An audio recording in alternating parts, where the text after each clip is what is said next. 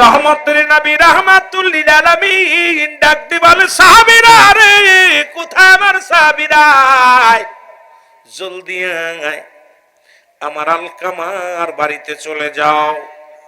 বাড়ি যায় আলকামার চারিপাশে দাঁড়ায়া দাঁড়ায়া কালেমা পড়ো, দোয়া পড়ো, কালেমা পড়ো, কোরআন তেলাওয়াত করো।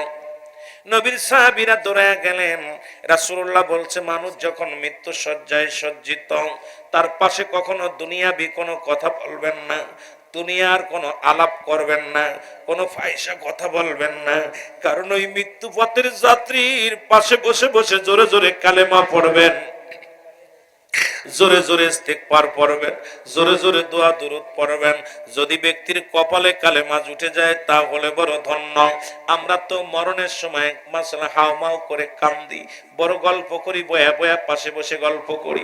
রাসূল বলছে, খবরদার শুনে নাও সাহাবীরা গো, তোমাদের আপনজন যখন মৃত্যু শয্যায় সজ্জিত, তোমরা পাশে বসে বসে বেশি বেশি দোয়া দুরূদ পড়বা, ইস্তিগফার করবা, কালেমা করবা।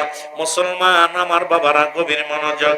আল্লাহর নবীর সাহাবীরা চলে গেলেন আলকামার চারিদিকে বইয়া বইয়া কোরআন তেলাওয়াত করে, বয়া বয়া ইস্তিগফার করেন, কালেমা পড়ে।